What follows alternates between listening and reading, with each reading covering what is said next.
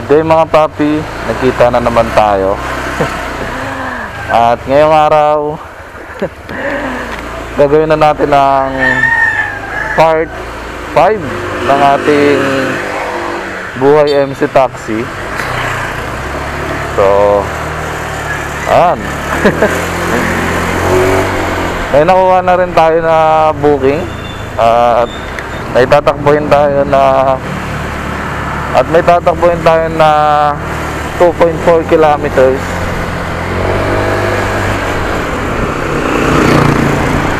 So ayun, pasensya na kayo kung wala tayong naging upload nung nakaraang linggo dahil nagkaroon ng problema na naman ng ating SD card. Hindi na naman siya nag-record. So ang daming nasayang na content doon. Pero ayos lang, ganun talaga. Problema talaga ng action cam ko talaga. Action cam ko na talaga may problema.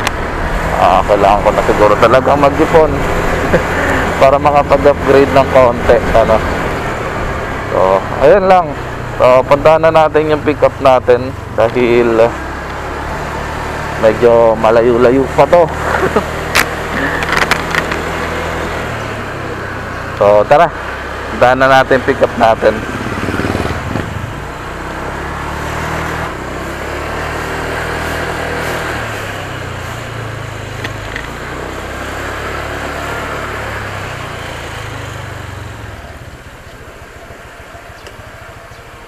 So, ayan, nandito lang tayo sa pick up. Antay na lang natin yung pasahero natin, ano.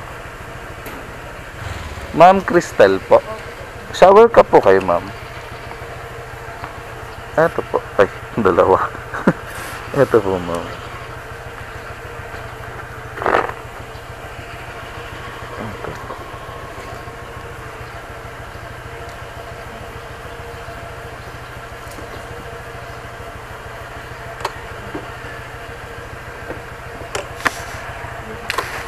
Ay, sige po, ma'am. Okay na pa.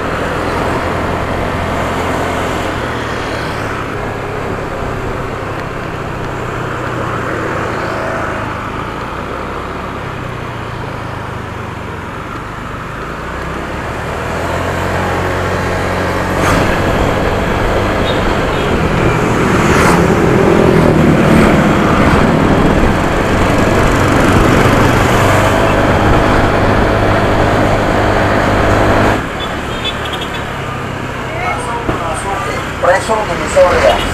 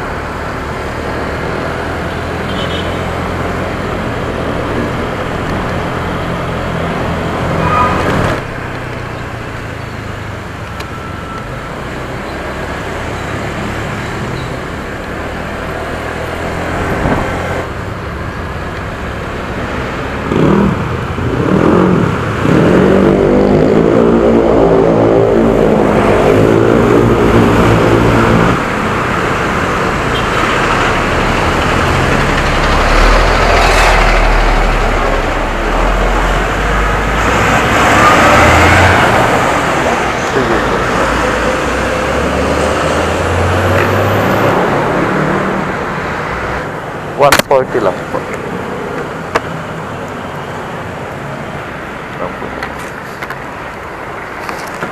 Ito po. Thank you. Ma'am, yung shower cup dito. Ayun na po, nalaglag. Yeah, thank you po, ma'am.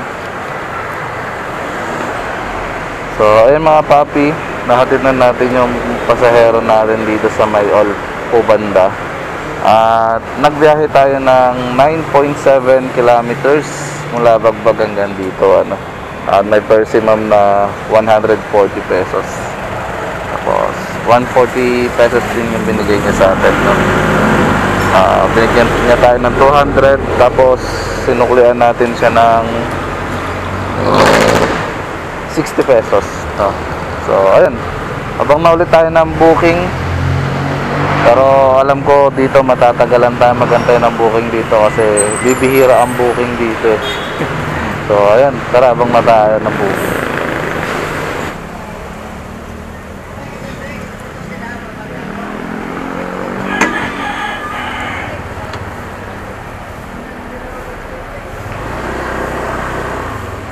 So ayan mga papi, nakakuha na tayo ng booking. Pero andito tayo sa may Santa Monica banda. Ang tagal kasi natin nagantay doon. So dito na tayo nakakakuha, pero medyo natagalan din tayo bago pinasukan ng booking. So ang booking talaga dito sa Novaliches pahirapan, no, kapag ka dito ka lagi dinadala. So ayan, tatakbo tayo ng 750 meters papunta sa ating pick up point. Tara na. Wala naman ako ibang sasabihin. Sundahan na natin pasahero natin.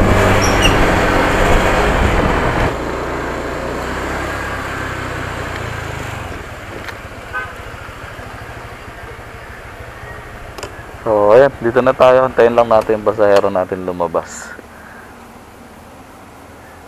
Shower ka po kayo, man.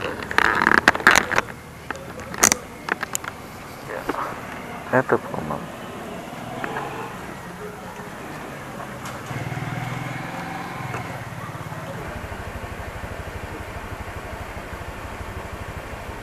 Okay na pa.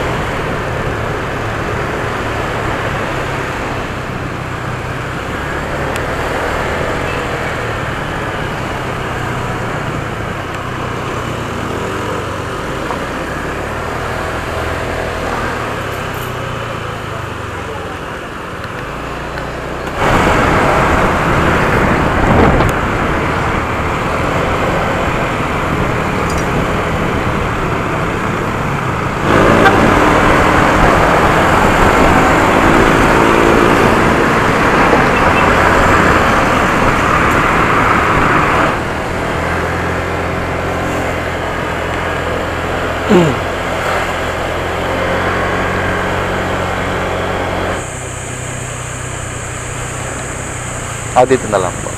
Sige.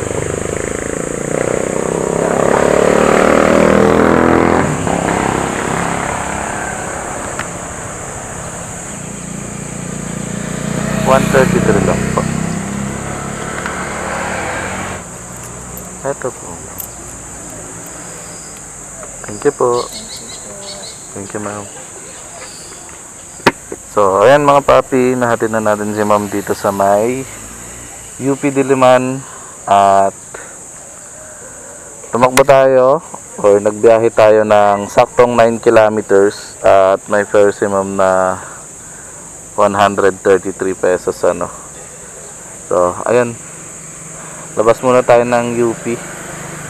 Doon tayo mag-antay ng booking dahil matitenga tayo kung dito tayo sa loob, ano. Baka mapalayo pa tayo ng pick up. So, ayun. Abang na tayo ulit ng booking.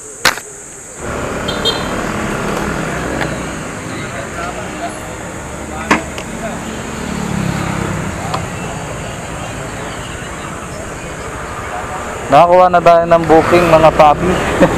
At babiyahe tayo ng 2.9 kilometers.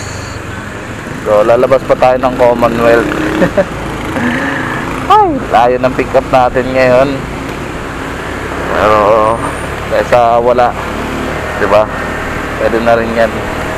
So sana lang malayo yung drop off natin para sulit naman yung 2.9 kilometers na babiyahin natin papunta ng pick up. Kasi kung 2 digit lang to, lugi. Hindi rin naman kasi natin nakikita yung mga booking kasi nga auto-accept tayo. So ayun, tara, puntahan na natin. Meron pa tayong meron pa akong 2.6. Meron pa tayong 2.6 na bababiyahe. Meron pa tayong 2.6 na yabiyahihin. So tara, punta na tayo sa pick up natin.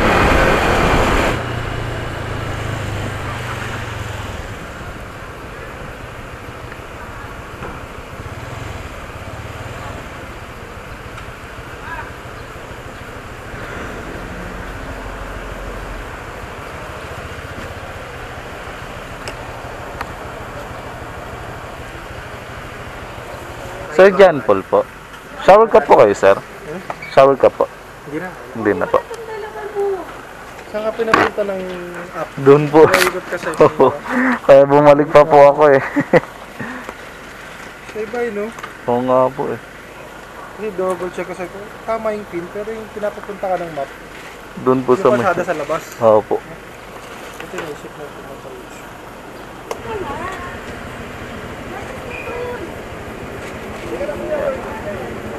Okay na ba?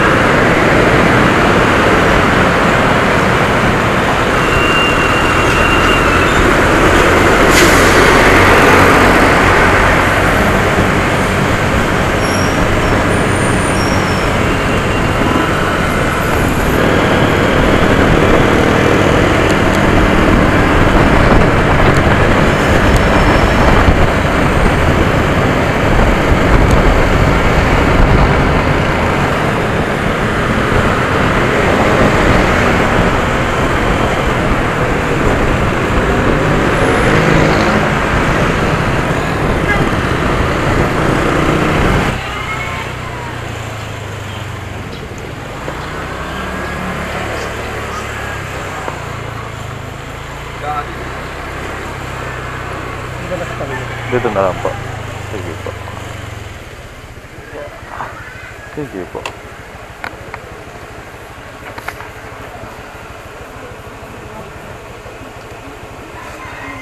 $66 lang po. Kaya kailangan 20. Ah, sige po. Ito po. Thank you. Thank you po.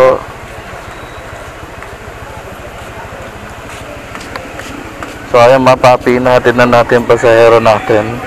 At nagbiyahe tayo ng 3.9 kilometers, ano? Tapos may fare si sir na 66 pesos. Pero 80 pesos yung binigay niya sa atin. At ayun, medyo lugi lang tayo kung sa fare, ano? Kasi napakalayo ng pinag-pick upan natin. So tumakbo tayo ng 2.9 kilometers papunta sa pick up, tapos 3.9 kilometers. 9 kilometers lang yung ating binahe. 66 pesos. So ayun. Pero buti na lang binigyan tayo ng 80 pesos ni sir, no? Nagbayad siya ng 100 and sabi niya ay sukli, so 20 na lang yung susukli sa kanya. So ayun. So baba tayo dito banda sa may Marikina. Para hindi tayo sa pinaka ano, dito lang tayo sa boundaryhan. Nag-aabang ng booking. Pilit na ako dyan sa may kanto dito. So ayan, abang na ulit tayo ng booking. At hindi rin naman tayo masyadong pabiyahe ngayon. Ay mga papi. Andito tayo sa Holy Spirit. Dito na tayo nakakuha ng booking. Yung lahi ng binaybay ko, di ba? Tagal na natin dun, 30 minutes na tayo nag-aantay. Hindi tayo pinasukan. Sakto pagbaba natin dito. Ayan, may pumasok agad. So may tatakbuhin tayong 900 meters papunta sa pick-up point. Ito naman, nakabawi-bawi tayo ng pick-up. Kahit pa paano, 900 meters lang. So tara, sana natin pick-up natin. Lugi tayo dun. Lugi tayo dun sa patasan. Rais lang yan. Yan ang salaga. So tara, sana tayo sa pick-up natin.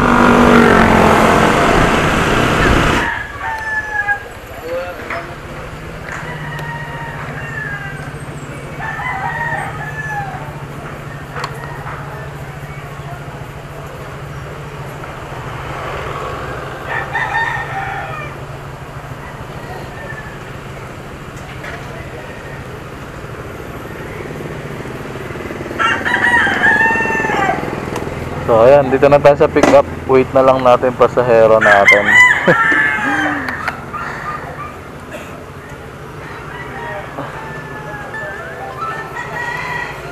Ayun, nakancelan tayo ng booking. So ayan, nakancel yung booking natin. Tara.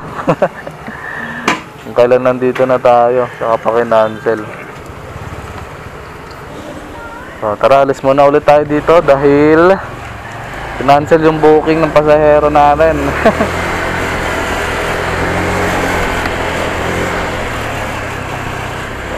Yeah, sayang. So kung kailan nandito na tayo, sa kanya kinancel ano.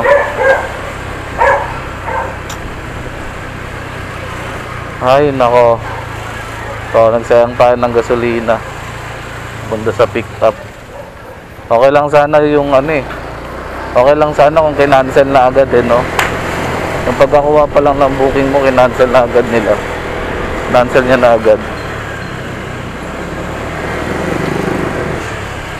So ayan, abang na ulit tayo ng booking.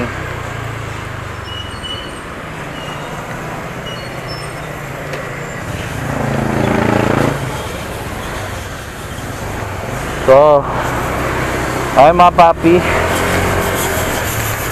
uwi na lang tayo. Dahil 30 minutes na tayo nag-aantay simula nung na-cancelan tayo. And walang pumapasok ano. Bali isang oras na tayo mahigit. Walang kita. So yun talaga, minsan talaga nakakasira ng biyahe yung pag-cancel ng mga pasahero natin, no. Hindi natin alam kung sa system or ano ang nangyayari kapag kapag naka-cancelan ka eh. May time na kapag na-cancelan ka, yung booking pabalik-balik lang sa'yo, paulit-ulit ka lang din kina-cancelan. Tapos may time naman na ganito, 30 minutes na wala ka pa rin booking simula nung na-cancelan ka. Hindi ko alam kung ako lang nakaka-experience nito or may nakaka-experience din na ibang MC taxi natin ng ganun ano. Lalo sa apps namin, sa MC taxi apps namin. So sira na naman yung biyahe natin. Pero ayos lang yan, uwi na lang tayo kasi malapit lang naman tayo. Kaya hindi natin kailangan mainis o dumadaan talaga tayo sa ganung bagay, no? So yun, yung nakakaano lang talaga eh, yung nandun ka na sa pick up sa kinancelan. So ilang beses na ako nagaganyan, nakaka-cancelan tapos ilang oras bago ako pinapasukan. Minsan minsan nakaka-chamba ako ng pinapasukan agad ako, pero hindi ganoon kabilis. Siguro mga 20 minutes pa ako mag-aantay bago ako pasukan ano. Kaya uwi na lang tayo. pahinga na lang natin sarili natin. Ay think positive lang lagi. Yan. So ayun mga papi, uwi na ako. At kahit pa paano naka 500 plus naman tayo. Yeah, sayang lang talaga kasi ang tagal na natin nag-aantay.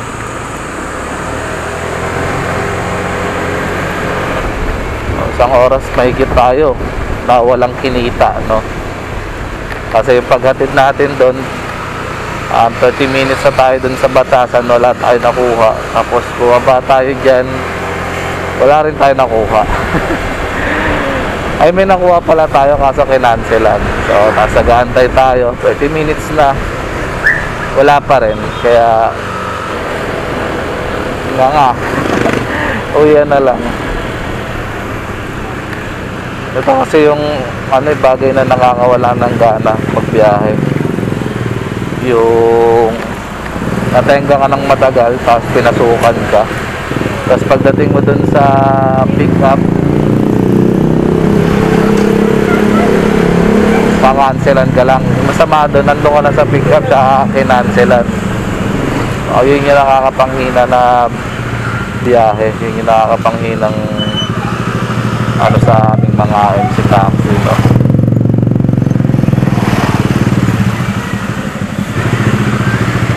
So ayan.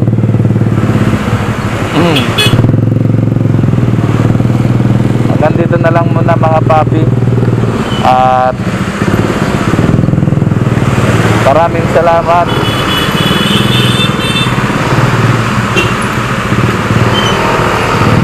Maraming salamat sa mga naging pasahero ko ngayong araw.